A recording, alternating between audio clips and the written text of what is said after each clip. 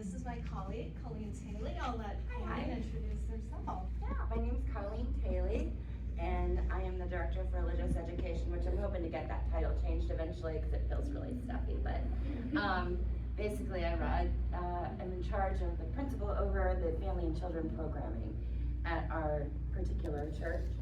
I am a queer mom, single mom of 2 awesome kids, and one of which is also part of the queer community.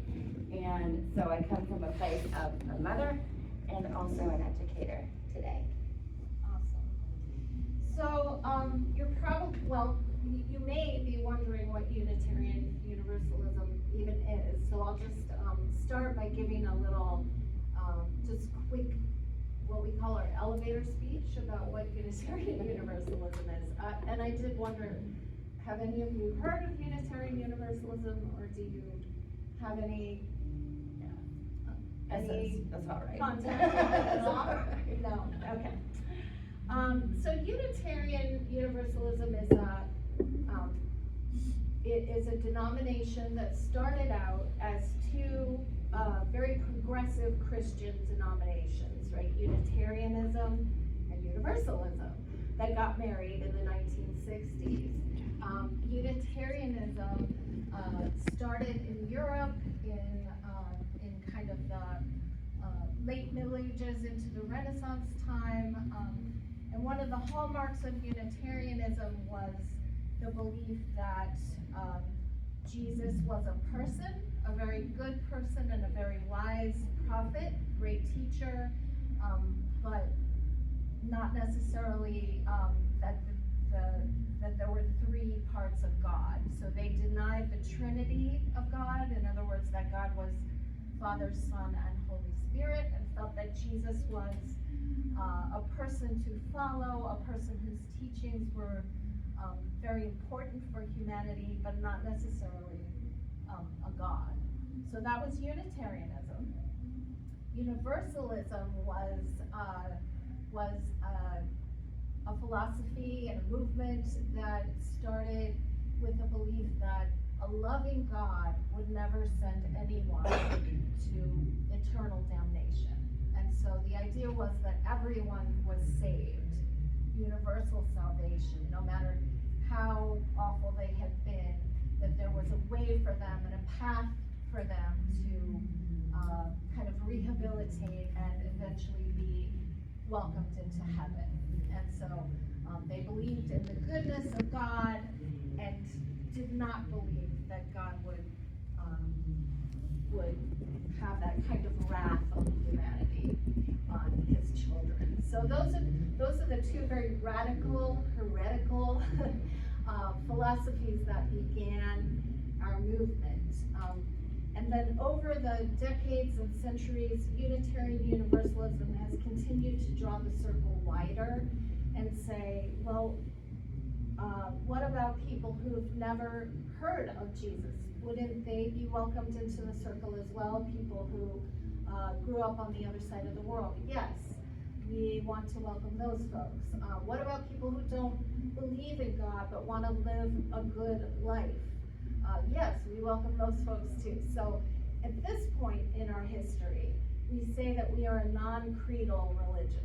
So we are not as interested in how you think the world got here, or what happens when you die, or whether or not there's a God directing action here on earth, or anything in between. What we are interested in as a faith is how we're going to be together, is becoming our best and highest selves and helping one another to do that in our spiritual journeys, and to, as we say, make life on earth a heaven, right? So heaven on earth is one of our mantras, which means we don't know what happens afterwards, but we know that the place where we can make the most difference and do the most good is here on earth. By living our best lives, by reaching out to others, by being even more inclusive and learning how we can help each other. And in fact, that is one of our favorite sayings, the Lake Covenant Mhm. is, To dwell together in to peace. dwell together in peace. To seek the truth in love. And to to help help one another. one another. And we say that many, many weeks Yes. in our church. So that's just a nutshell of what Unitarian nugget. Universalism is all. Did I miss, is there anything I missed, Colleen? I think you got it. I think Okay. you got it, basically, yeah. Okay. We are a big grab bag Big of tent. people who have different beliefs too. There's, we have Yeah. Christians among us, and Yeah. Jews among us, and Buddhists among us, and Yes. pagans, and atheists, and every sort of believer who really, and they're all welcome into. They're welcome, when they share our values, and. There it is. Yes, and so what I forgot to mention was, that we have a set of values, and at the center of those values is love, right? And that comes from our universalist heritage, so, love that welcomes every human being, love that believes everyone has inherent worth and dignity, and is born whole and holy. So Unitarians also rejected the idea of original sin, right? They believe that babies were born whole and holy just the way that they are. So those are some of our really core beliefs and what make us Unitarian Universalists. And we'd be happy to talk some more about that, but I want to get to the part of our presentation today that is really about what your class is about, which is issues in LGBTQ justice, right? And development. So we have always been, you've probably heard it in my little nutshell presentation there, that we've always been a little bit weird and a little bit out there and a little bit on the vanguard maybe of what was happening in society, right? So we had lots of people in the abolitionist movement, for example, when our country was grappling with chattel slavery. We had Our very church was a part of the Underground Railroad, for instance. Yes. The women. Our church was built in, the people in our church were part of that, and then our church building was born in 1868, and, carried those ideas forward. So we've always been radical. We always have been heretics. We always have been, had people who were just a little bit out of their time period, or maybe the world wasn't quite ready for it yet. So we're used to that, and we're a small but mighty denomination. And I'll just mention a couple of icons, really, in our American history who were, now we know, queer, and may not have referred to themselves that way, but for example, the poet Emily Dickinson, right, was Unitarian. She grew up in Amherst, Massachusetts, and she was from that heritage. Walt Whitman, who was another great writer in our American lit, was a gay man, yes, Ralph Waldo Emerson, who was not gay, but was very much opening up the idea of what religion could be, and leading this group of transcendentalists to a new idea of appreciation of nature and Eastern philosophies, and of this romantic idea of communing with the earth. So we've always had people who were just kind of out there. And we've always been out there on LGBTQ plus issues, and I'm really proud of that. I'm really proud of that in our denomination. So I want to share with you, I'll pass this around as I do, because this is called A Documentary History of UU, Unitarian Universalism, and it's part 2.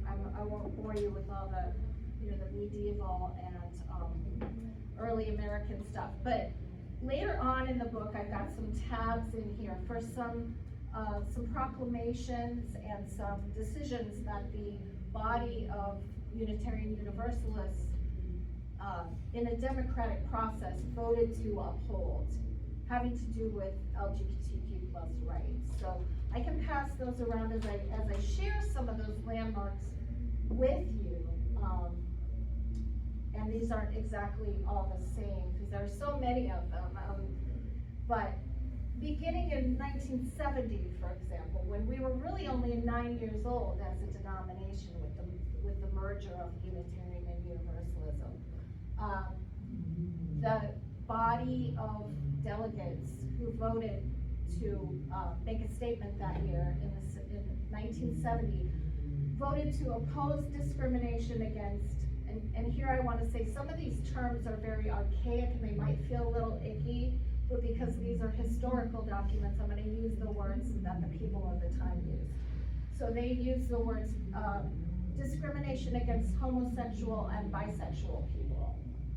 So as of 1970, our denomination was firmly in support of LGBTQ plus rights and non-discrimination of people who were gay, lesbian, transgender, and bisexual.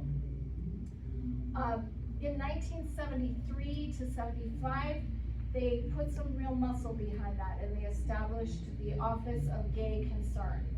And again, that sounds weird to our ears, but in 1973, that was a really radical thing to do. It was an office within the larger denominational offices that was specifically devoted to helping lesbian and gay people become acclimated to be welcomed in our faith and in our congregations. 1980, support for gay, lesbian, and bisexual ministers was affirmed. 1984, the denomination as a whole affirmed support for services of union. Now, there wasn't a legal path to marriage at that time for what we then called same-sex individuals, same-sex couples. But as of 1984, the denomination supported UU clergy in doing services of union, which was like a wedding ceremony, a sacred ceremony for two people who wanted to get married because they loved each other. 1984. Now then we realized that we were not always doing the greatest job within our congregations, that we had the desire, right, to welcome, we all have the desire to be welcoming and to offer hospitality to all people, but we live in a homophobic culture. And so the congregations were grappling with that.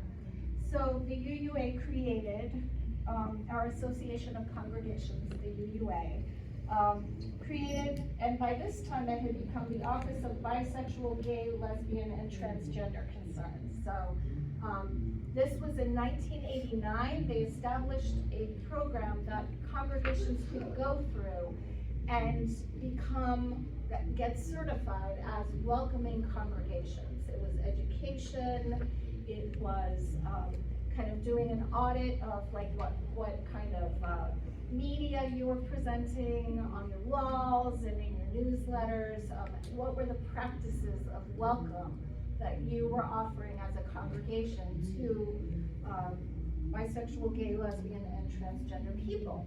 So many congregations, I believe a majority of our congregations went through this certification process and became welcoming congregations. So I can pass that around too. And the really cool thing about welcoming congregations, and actually this is true for everything that we do, so it applies across the board. So when I'm talking about our OWL program in a little bit, it applies there too, is that all of this is a living program, right? Yeah. So it's not all right the first time, so the stuff from 1984 isn't what's in that book.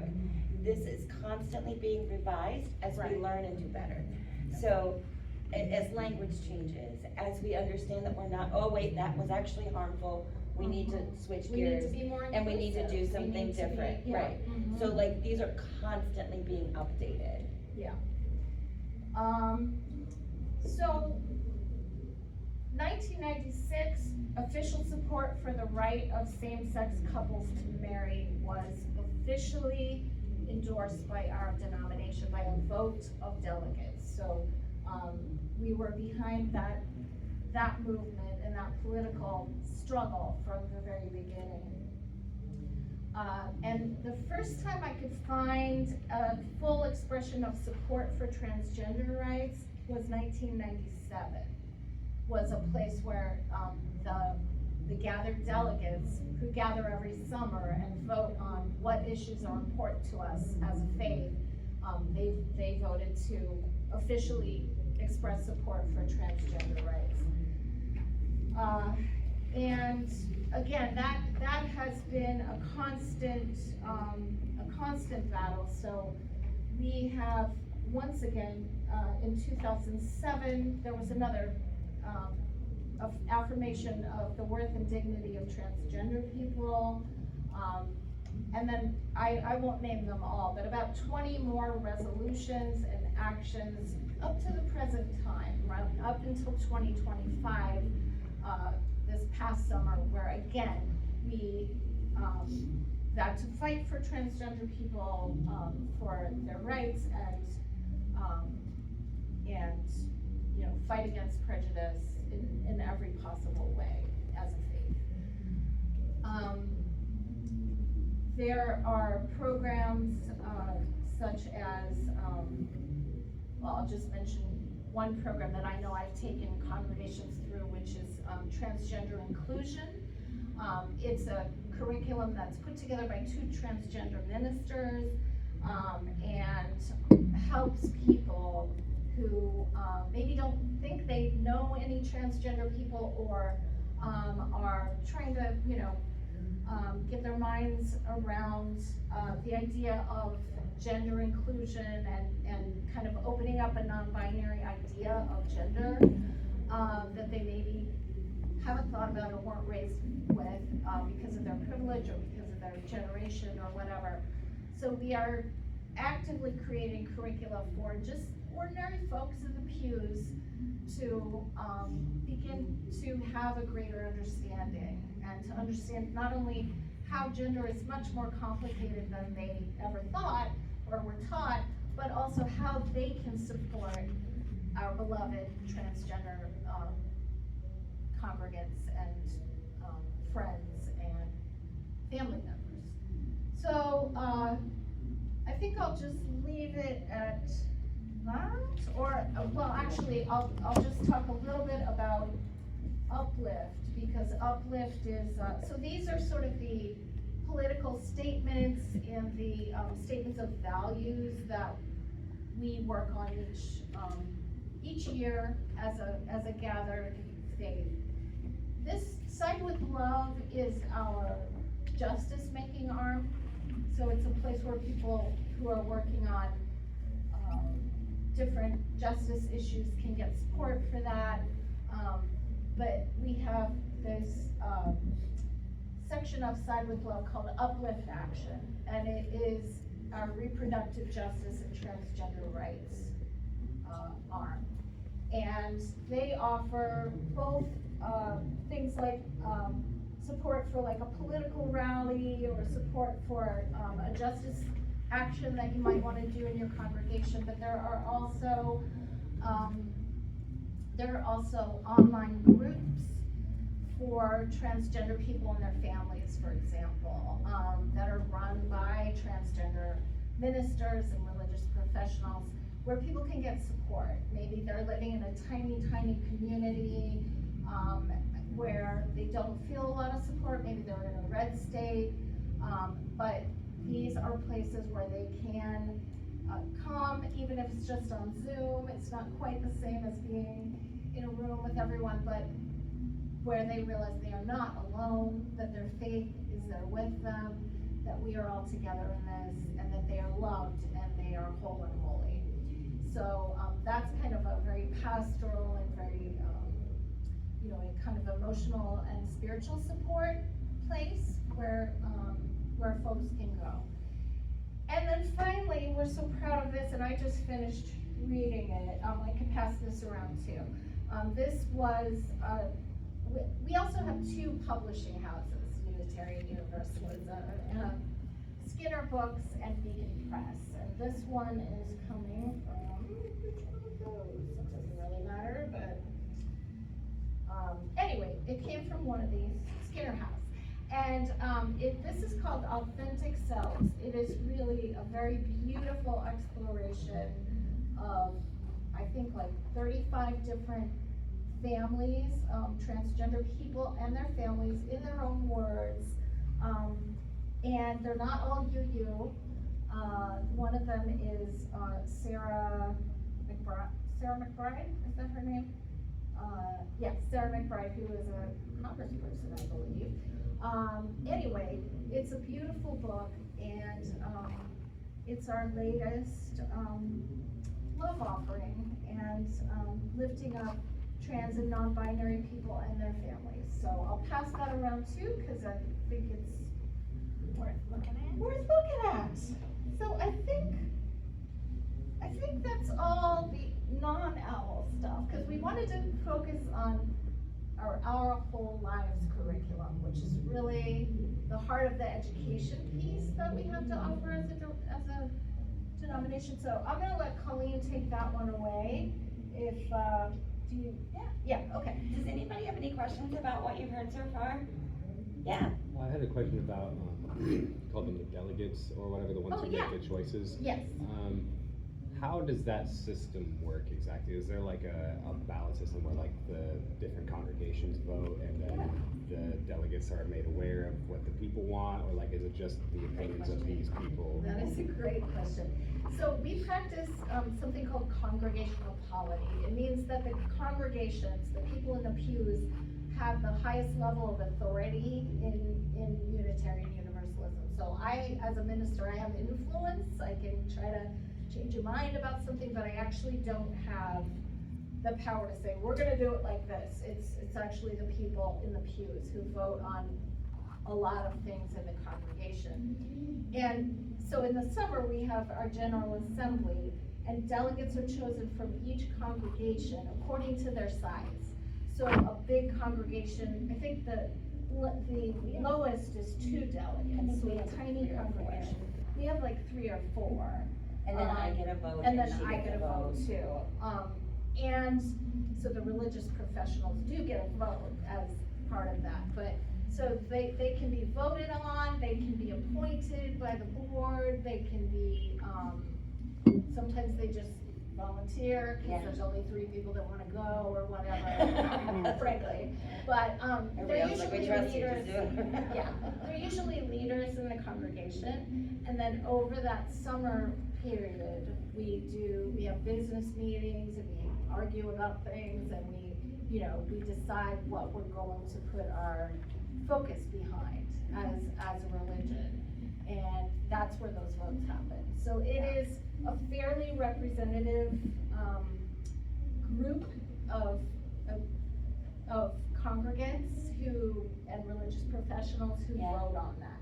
There are some problems with it. It can be really expensive to go to these meetings because you have to travel to them, and so a lot of times it's people who have the financial resources to go. Congregations do try to fund them, but sometimes scarce budgets don't always have the money to help people get there. So it tends to be the wealthier congregants. So I won't say it's a perfect system, but it's we try our best to do a grassroots process where it's the folks who are the people, the backbone of our denomination, the people who are the faithful, who get to make those decisions. It's not a bishop or a head of figurehead, yeah. And one of the really cool things about, I think I want to just add, to give you a little insight about what that looks like is, that I think it's cool that we do is each time we meet for General Assembly, there's a discussion, or not every time, but every couple of times, about, there's presented 3 different areas of study focus, that we will decide which one we want to put all of our eggs into to really look at, study for like 2 years, like, so that we can understand whatever that issue is fully and come up with a denominational response to that issue.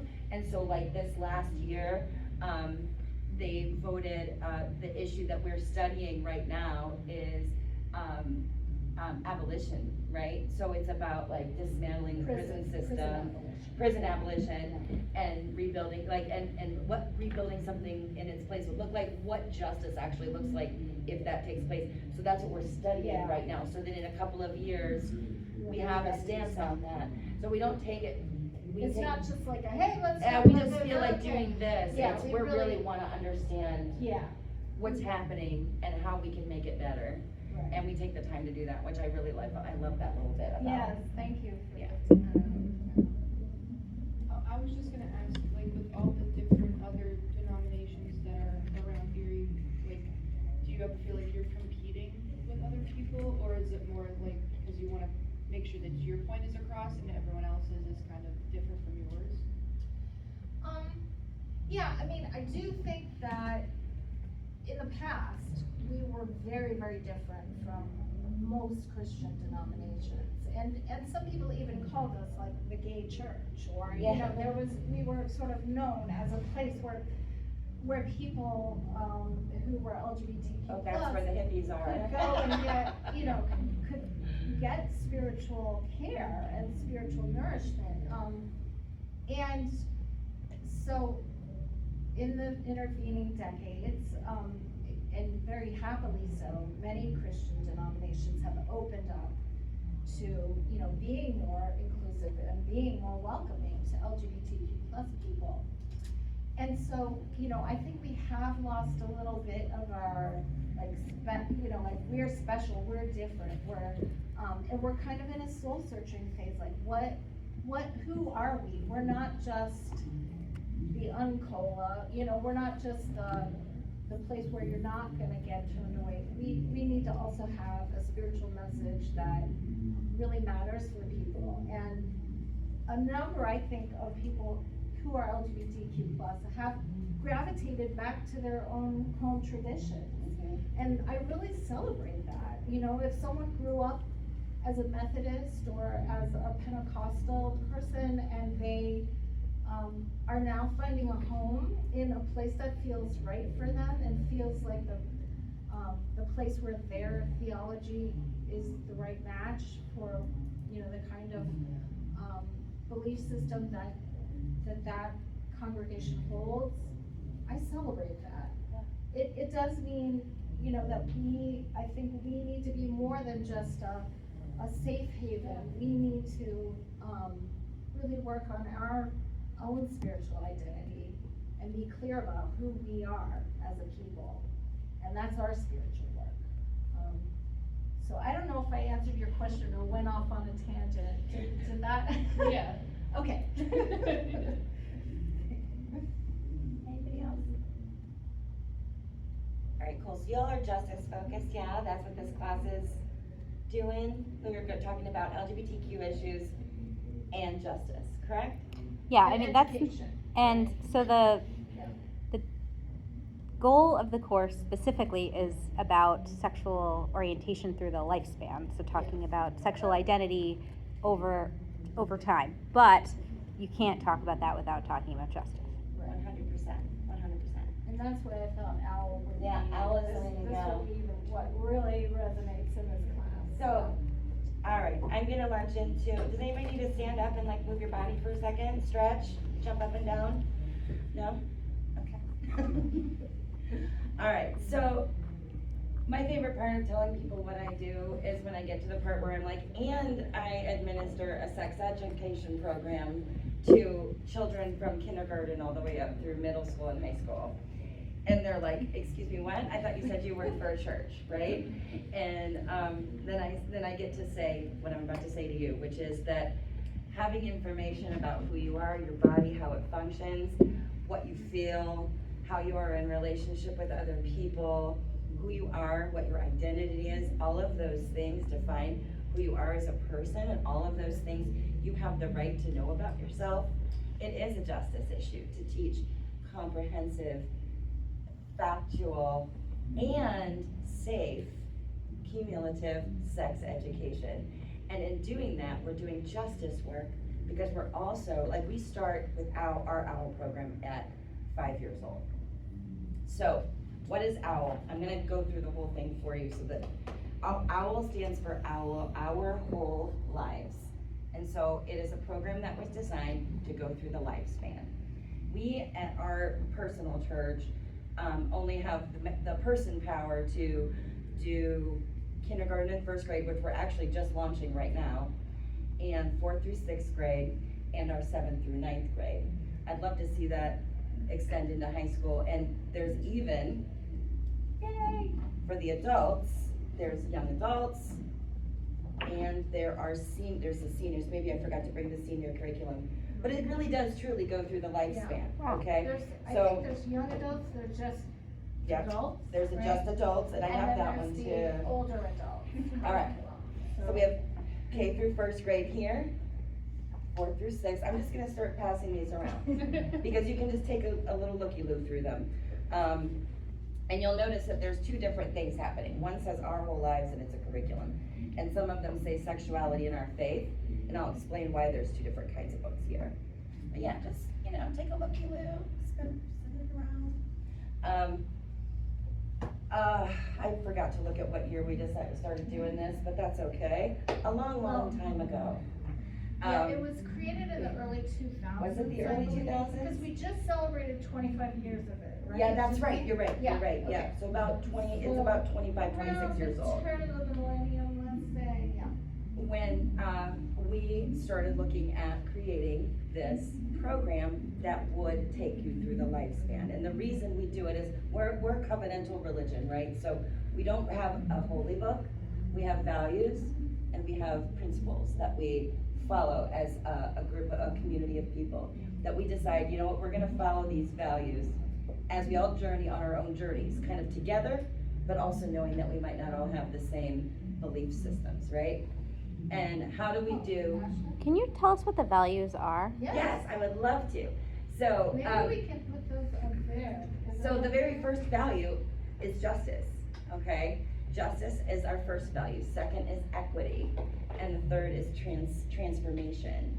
Yeah. Those 3 right there are sex education, right? So like, sex education is justice work. We deserve to know what is happening inside of our bodies. We deserve to have the power to control our own bodies and to have say and autonomy over our own bodies.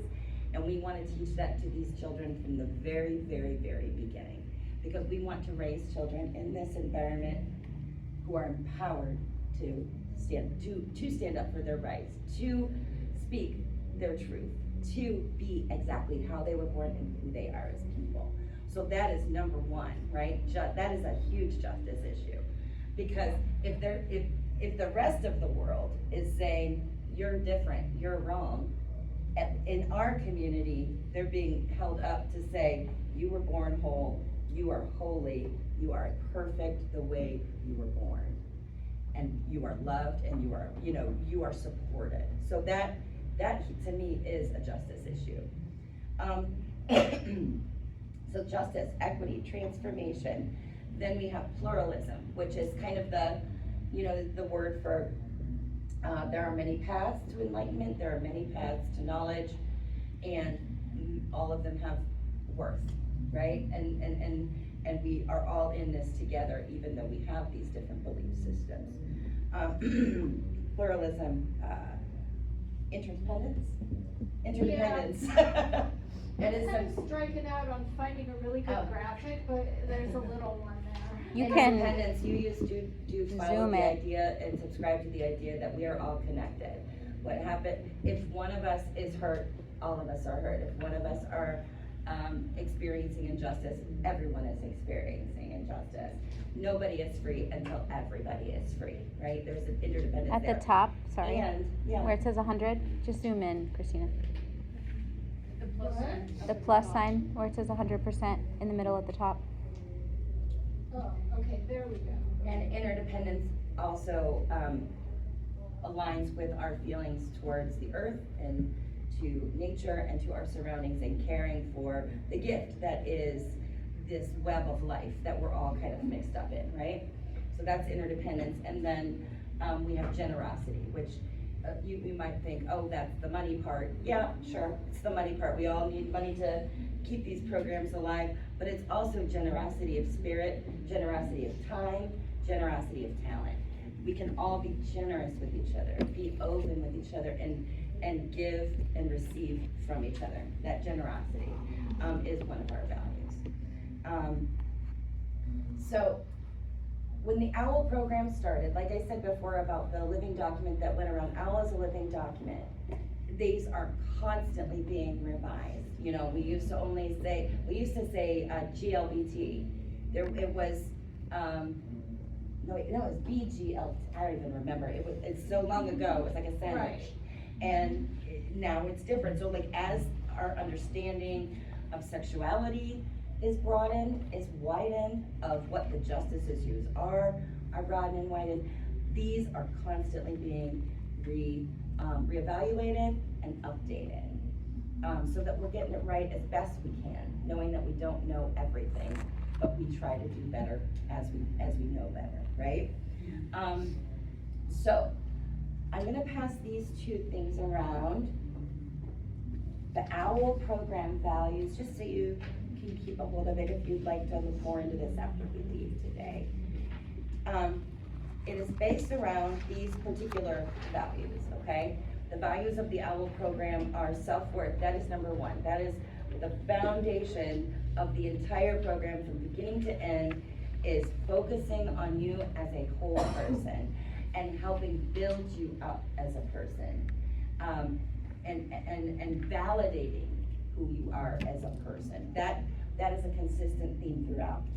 Sexual health, body health, those are like the basic needs. We need to be able to be healthy in our bodies. Everybody deserves to be healthy in their bodies.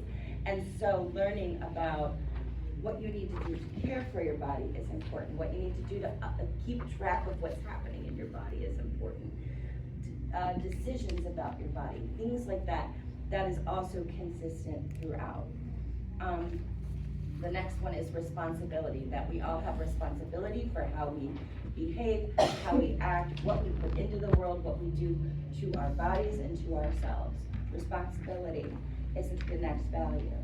And then the final value is justice and inclusivity.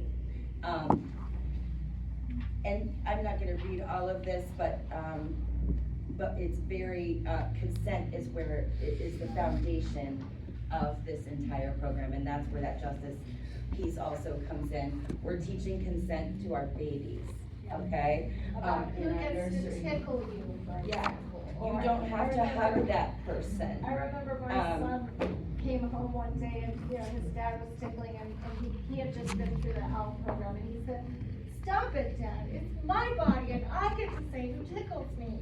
It was so cute, and it was great. I was like, Yeah. yes, he's really learning this, like, Yeah. he's in charge of his body. Yeah, I have a similar thing where my kiddo, like, I used to stroke his hair when he would lay on my lap, and he loved it, and he even said to me he loved it when I pet him, you know? But, you know, there was one time where he said, I don't want you to touch me right now, and he just said it just like that, and I was like, cool, dude. Like, you know, scooted over across the couch, we kept doing our thing, I think we're watching some TV, but it was like, oh, he's got words for it, and now he can say, you know, and then modeling that respectful response is super important. That's what OWL leaders do all the time.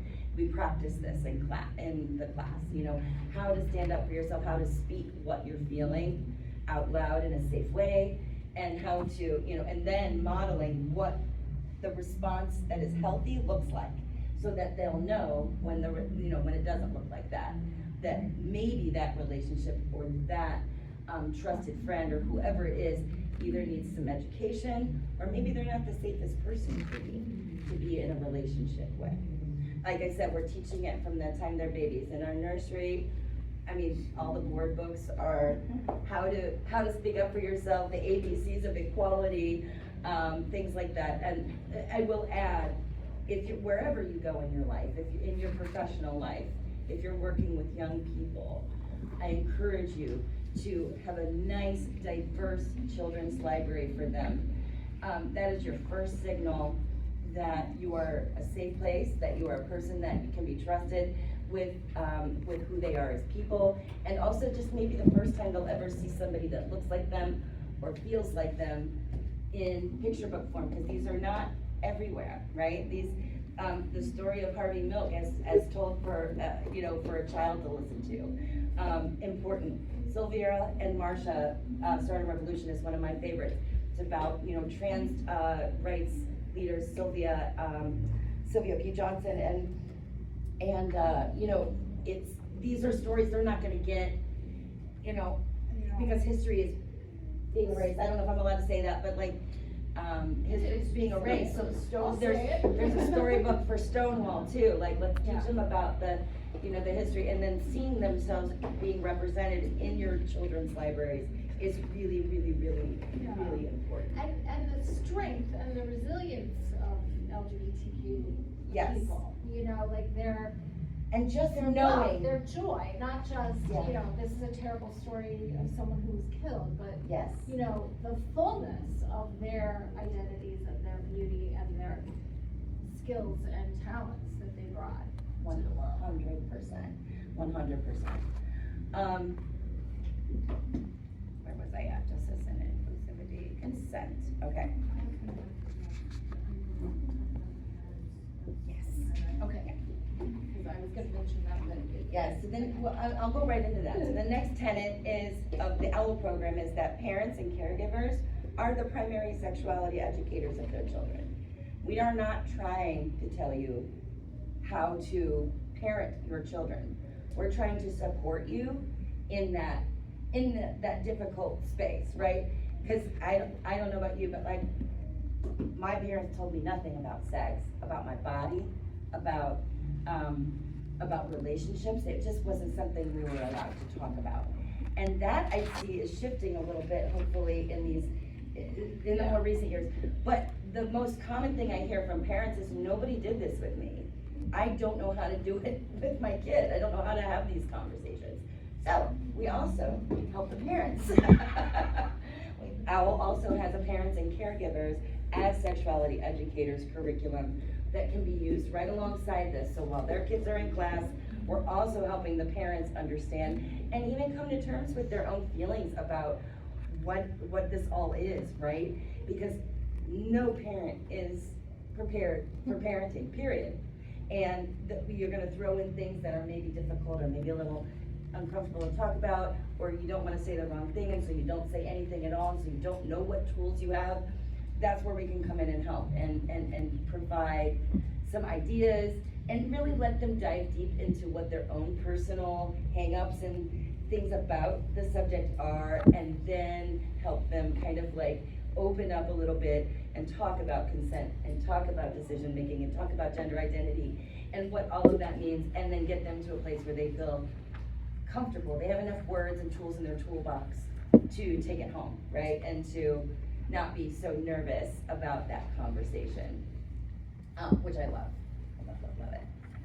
Which you can take a look at that too. So like I said, there's 2 books running around here because Unitarian Universalists didn't create OWL on their own. We did it in collaboration with the United Church of Christ Faith, which is another liberal faith. It's a Christian denomination. And we have a beautiful relationship, partnership Yeah. with that faith denomination. Yeah. And in doing so, what we felt was really important was to create the curriculum as a secular curriculum, right? So that's what you're seeing with the book you have there, is the regular curriculum, yeah.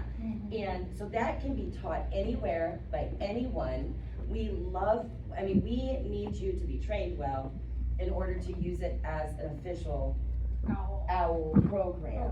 But there are, actually, when I was out in Oberlin, Ohio, that school district, has a partnership where they offer a community-based OWL program that, because the school district doesn't offer sexuality education, the kids can sign up.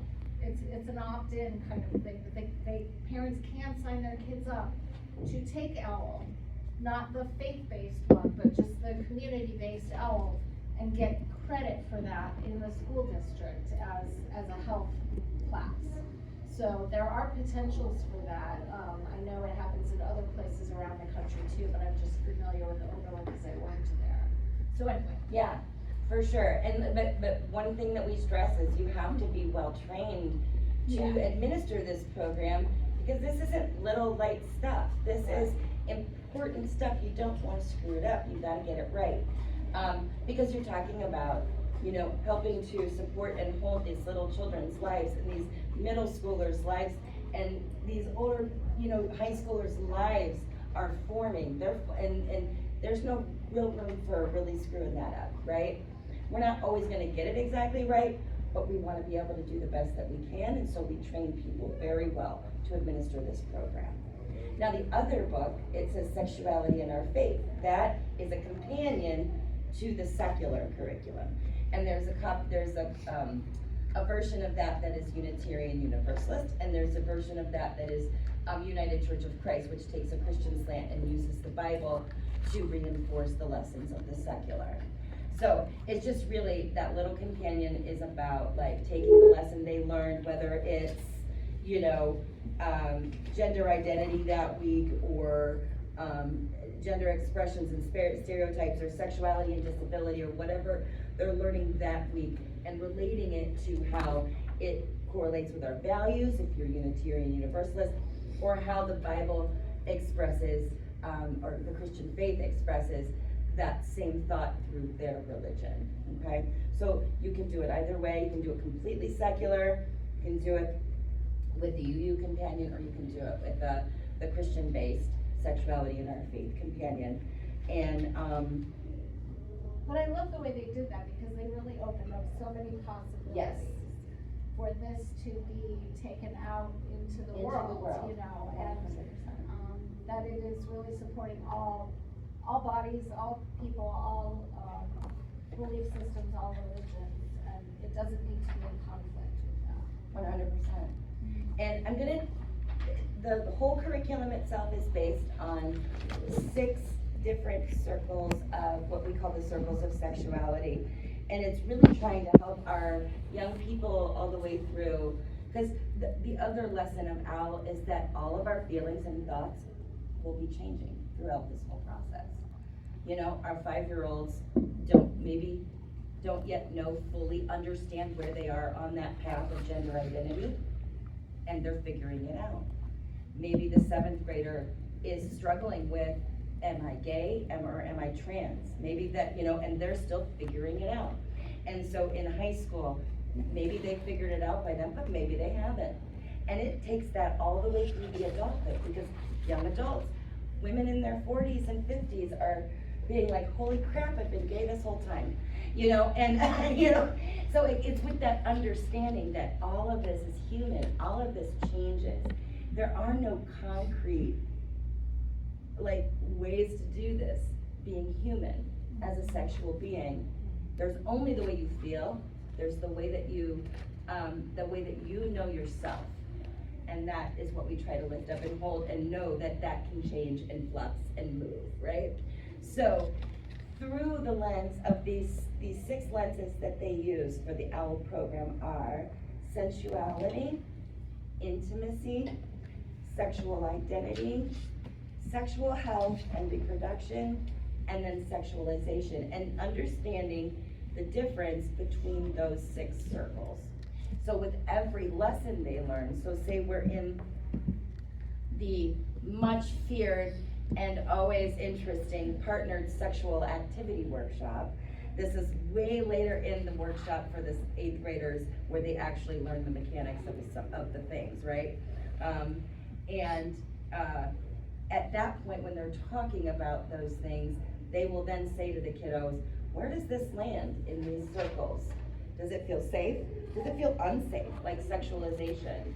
Does it, and they're constantly referring back to these circles with every lesson that they learn, so that they're not just being told information, they're processing it through the lens of how it makes them feel, how they can communicate it, how maybe they had an experience that they're relating it to in their heart of hearts, or that is whatever it is.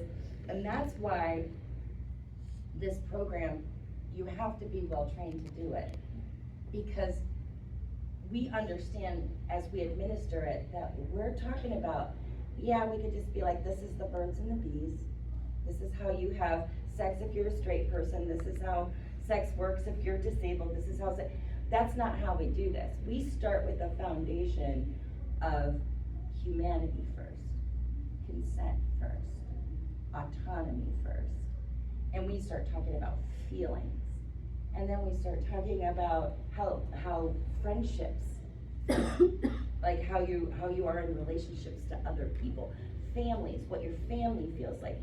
So we're not just jumping right into the nitty gritty and giving them just fact-based information, which we do throughout the whole thing.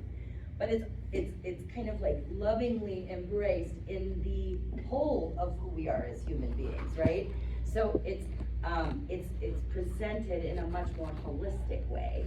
And in doing that, we then also, have kiddos that have sudden realizations or memories that pop up, feelings that happen. We've had, if a child had been abused, as a child, and then they come in and they maybe hadn't processed what had happened, or there was an assault in some way, and then they're in class and they're going through all of this and they're going, holy shit, somebody hurt me, right? And that comes out in class. That will come out in some way. So we all need to be, if you are ever doing this curriculum, you have to be prepared for the whole of it. And that's why it's so good, but you gotta do it in the correct way. So that you're ready for all of those situations. And it's not all heavy like that, some of it's hilarious. And it's such an empowering thing. I will give you one kind of example of one of the 10 things that we do in the OWL program is every stage of the process has what's called a question box. Oh, good.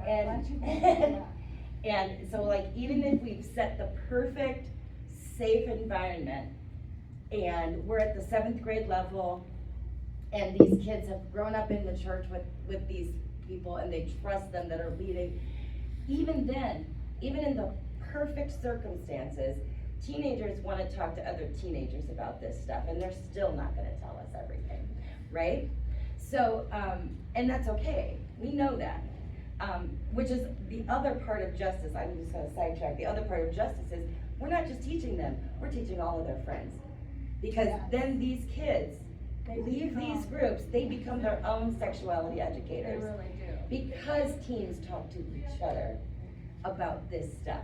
So that when, like, I kid you not, my kid came home and was laughing like, oh my God, so-and-so called so-and-so a blowjob.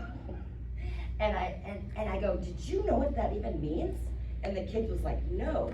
And then my kid told him what it meant, and the kid was like, oh my God, but then it was like, you can't say that in class because X, Y, and Z. So my kid became the educator. Said it in class. I know. Well, you guys are college students. I'm sorry, you guys are college students. The topic for this week was sexual intimacy. They read all about it and good. watched Good. videos for class this week. Exactly. And so, and right now I'm currently teaching the grades 4 to 6. And so the question box is there. Let me go back to that. So that in those situations, if something's risen up and they're still not sure, they can be like, can you answer my question or talk to you privately? They have the option to anonymously ask a question into the question box. So everybody has to write something on an index card. If you don't have a question, you still have to put one in, even if it's what's your favorite color, because that keeps the anonymity. And then we pull the questions out, and the facilitators will take them, go research if we need to answer them correctly, accurately, and age appropriately. And then we come back the next time and we go, all right, question box is open. These are the questions we have, and then we answer them without naming anybody or anything. And this just happened literally last week. A young boy had put a question in the question box asking, I have a stripe on my penis, and am I okay? So this is a 4th grader who's been sitting with, there's something might be wrong with me, right?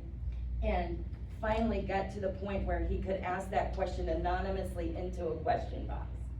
And then we were able to be like, oh God, you are totally okay. So we researched, we made it sound real professional, instead of just being like, yep, you're fine. We gave the full, this is called, and you know what, I even forgot, it's like Bachet or something like that. And it's normal, and it will change, and this and that, and gave the whole scientific explanation.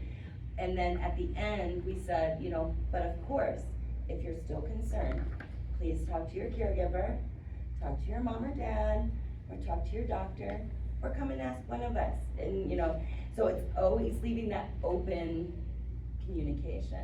But the question box is an amazing thing.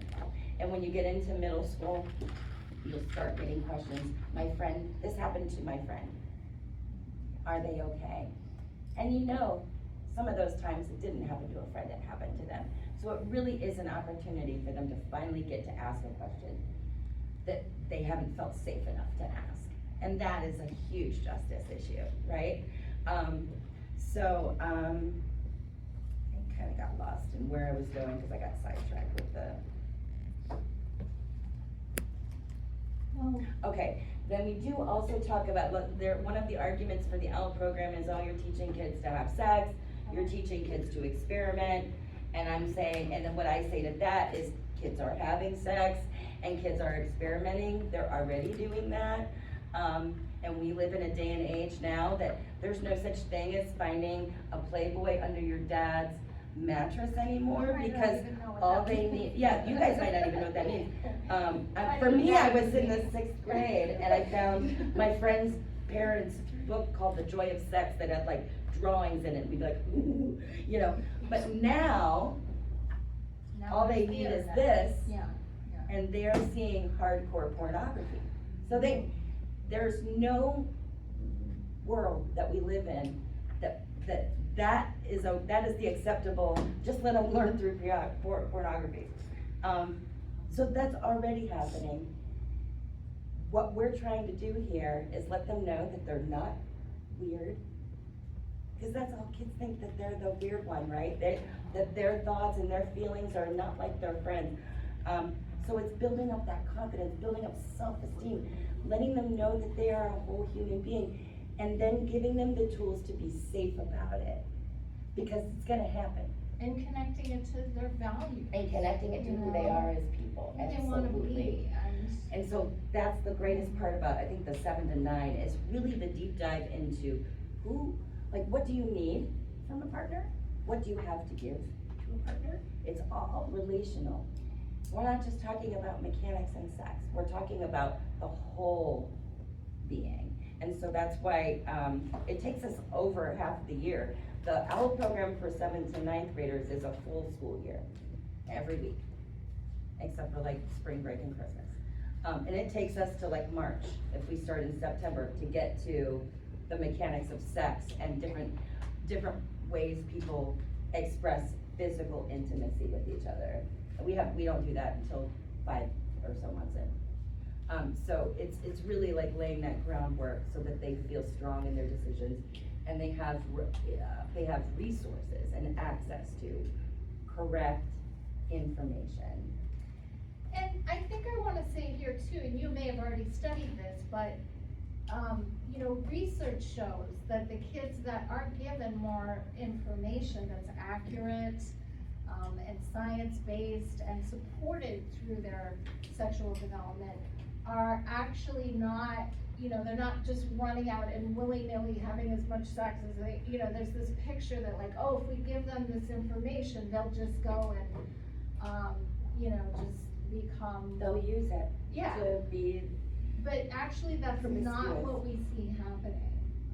We see people being able to be responsible and make responsible decisions about their sexuality because they were supported and given those tools. That's what research is bearing out. Absolutely. And on the other side of that, I know that I forgot to mention that we do talk about the other parts of sexuality. They get to like go through the whole pregnancy thing. We talk about STIs. We have panels of people come in who have of different gender identities to speak about their experiences. So it's very much like all the sides of it. It's not just the birds and the bees talk. We talk about teenage parenthood and pregnancy, and we do talk about abortion services, and we talk about adoption services, and we talk about all the different resources available should you find yourself in a hairy situation, and what to do, because kids need to know that. They need to know that. Otherwise, they wouldn't be having children in bathrooms at prom, right? So they would have an avenue or something that they can do before, you know, when they find out that they in fact have gotten pregnant or whatever it is. Yeah, I think it's important to say too, like, as we look at these books, some of these are the older version of the books, and OWL just went through a huge update. Oh, yeah. Because even with all our best efforts in 2000, or whenever the curriculum was created, it was still looking very heteronormative and very kind of not inclusive about what sex is and what that means for different bodies. And so, you know, it just went through a huge update where that was all looked at in a comprehensive way to say, like, are we being, you know, heteronormative? Are we just looking at cisgender people here? Like, are we not taking in the spectrum of the many, many different ways people express intimacy and, you know, enjoy each other's bodies? And so it was really, I mean, it took a long time for that all to Yeah. happen.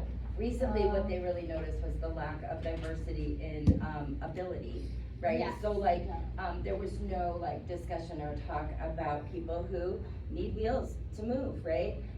Or people who are amputees, or people who, you know, have difficulty with their mobility. They're also sexual beings, and that's something like, it's so eye-opening to these kids, cause like you'll see, some drawings in there, they, you know, of all the kinds of bodies, not just the typical Right. regular, you know, 20-something young, good skin bodies, right? Like it's everybody. It's the old people, it's the young people, it's, you know, the larger people, the smaller people, the taller and the shorter, like all across the board, like just to normalize that bodies that you're being shown in the media are not Tiny whatever, spectrum. they're a part of bodies, for sure. Yeah. But there's this whole group of people, like, that, you know, we are not one thing, and that's an important thing to drive home. So I'm passing around some books here that kind of go through developmentally, like there's a couple that are for littler ones. The one I just gave out to my 4th to 6th graders is the, It's Perfectly Normal book. And that's the book we hand to them at the beginning and go, we're not gonna make you read this out loud, we're not even gonna make you read it. This is for you to go hide in your room and keep. We're never gonna ask you about it, I'm never gonna quiz you on it, but this is yours. Just go put it somewhere. Because we find that even that might reach the kid that doesn't wanna do any of it, you know? Cause there's always Right. one that has like the hoodie up and they're just like, you know. Anything to do They're like, I will not be Parents talking are in making class me do today. it. Yeah, my mom's Yeah. making me do I this. don't really want to And, do that. you know, and it's true, and that happens a lot. So that book and that strategy is for those kids who might try to shut it out a little bit, but then when they're alone and they can, you know, nobody's around, they might crack it open and learn a little something, right? Do those kids warm up over time? They do. Some of them do, yeah. They do. My kid was one of those kids, and especially in the middle school. And they all in the middle school walk in like, Yeah. you know, and they're sitting down, there's like, nobody else. And then I literally 2 Sundays ago, Iona says to me, I miss Owl. And I was like, oh, okay, I had to shove you through the door, dude. Like, you know, but then they get to the point where they're learning. And that's the thing, that's the beautiful thing about what being, like, receiving that information that you're a normal human being, especially in middle school, is so empowering. It's so empowering. And they're like, and that wakens them up a little bit. And that's why it doesn't start with the birds and the bees. It starts about you as a person and your feelings and your thoughts and how normal you are. That's where we start. And they do. They warm up to each other. And by the end, they're blowing up condoms and playing, you know, you know, they actually get to like practice putting a condom on a banana, things like that, you know. And it's giggly and fun, and they have a great time. They end up loving it most of the time. I think I've had, in the 8 years I've been a part of this program, I've had 2 kids not complete. And one was because they moved away. The other was because they were refusing, and mom kind of relented. I thought if we had given him a couple more weeks, he would have made it. He would have turned a corner. But mom decided it, you know, no, we'll do it at home. And I said, okay. Cause it's not the right fit for everybody and every kid, and every family. But yeah, What time is it? I feel like we've already reached. I think it's 1:13. Yeah, so Oh, I wow. guess I should Okay. stop and. Sorry. I was telling her Let's before see we if left, I'm like, we could talk for 7 to 8 hours. Yeah. How much time do we have? We're very enthusiastic about OWL especially, but, we wanna leave a little bit of time for, questions, responses, even challenges are welcome too, right? I mean, Absolutely. we're here for all of it. Have you, had the conversation with, I don't wanna say like a conservative parent, but like someone who doesn't want their child to learn about any of that? 100%, yeah. So I have had a couple of parents who, were raised in families and traditions and had experiences that really buttoned them up, and they were afraid of, these conversations. And honestly, one of the biggest things that like opens them up a little bit is to be like, that's why we're gonna do this for you. And then we're gonna teach you some things, and you're gonna be okay, but like, let us have a hard conversation, if that would take something off of your plate. And that kind of like gives us a little bit of space to work with the parent. But usually, the start of every OWL is a parent workshop. Yeah. So every single section has a full parent workshop And it's prior not to. optional. It's not optional, they have to take They have it. to do that. And often we make them deep dive into their own sexuality education. And from there, you learn, that they didn't have any, most of them didn't have any. And then we dive into how did that make you feel when you became sexually active? Like what were the feelings, what feelings did you have about sex and intimacy? And it's usually shame and, all of these things that they were taught to fear sex or taught to fear intimacy, or be ashamed of it, or it was a secret, or instead of enjoying their bodies. So once that happens in an orientation, it usually comes with the realization of, oh my God, I don't want my kid to have that too. And that's the brilliance of those parent orientations, And it's like, that's why we're here. We're here to help your kid not feel that way. And you. Like, you can kind of like You can really heal help. your little kid self Yeah. by helping your kid not have that experience. Can you pass around those other children's books too? Yeah. And this is just the ones that were in my We've got office. some other ones. I have This is just a so snack. many. One of my favorites is called Julian is a Mermaid, and it's a very simple story. It has no identifiers in it at all, which I love those. And it's just a small young boy that is riding the subway with his grandma, and he sees a group of mermaids, and he's like, wait a minute. And you see like a moment of me and you, and a light comes on, and then it's I'm a mermaid, and then you think the grandma's gonna be like, no, you can't be a mermaid, but no, the grandma doesn't do that. The grandma gives Julian a beautiful necklace and then takes him to go see the mermaids, which end up being this big, beautiful drag queen ball, and there's, they're like you, you're like them, and it's all just acceptance and love. And no trauma, no nothing. That's a great, great book. And I love books like that, because representation is wonderful. A lot of these books are based in the history, because they were just the ones in my office, which have sadness in them, Yeah. fighting and Stonewall. all of those. And Marsha P. did not, and Sylvia met tragic ends, and so, but their stories need to be told, and so those are just as important. But what I love are the children's books that just express the idea as the normal idea that it is, right? The normal way of being that it is, and it's just celebrated. And I love that children's books are starting to do that. Like we finally, I call it the Schitt's Creek effect, because that was one of the first shows that just created a world where there was no there wasn't homophobia, there wasn't transphobia, it just didn't exist inside of Schitt's Creek. If you watch it again, you'll notice that. Like, it wasn't about the hard parts of being in the queer community, it was just all a beautiful love celebration of it, right? And that was new for television. Usually there had to be some kind of storyline, like I came out and my parents hated me, or I came out and got beat up, and then I rose above it. There had to be some kind of struggle or some kind of trauma. But now TV's moving into that same direction that Schitt's Creek started to take them in. I'm seeing it happen in The Pit. I'm seeing it happen in Bridgerton. It's happening now pretty regularly, which is beautiful. And that's translating into the books we're seeing now too, for little kids, which I love. So, that's my little soapbox. Well, that was a lot. I hope it was helpful.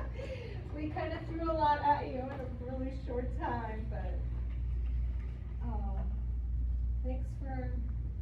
thanks for being here, and are there other questions or thoughts you wanted to offer in our last few minutes? Anybody want to take young adult owl? Yeah. No? I really want to get a senior owl going. 'Cause I love that the curriculum is lifespan. I love it.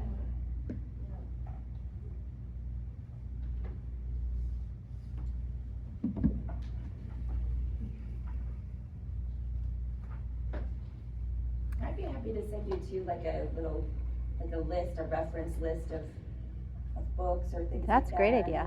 And can you send your contact information in case they have questions about anything? They're all entering different career paths. Yeah. It's very diverse in Yeah, here. So, for sure. Is anybody working with children and youth or interested in it? Young people? Yeah. Awesome. You're gonna love it. thank you very much. Let's give a round of applause.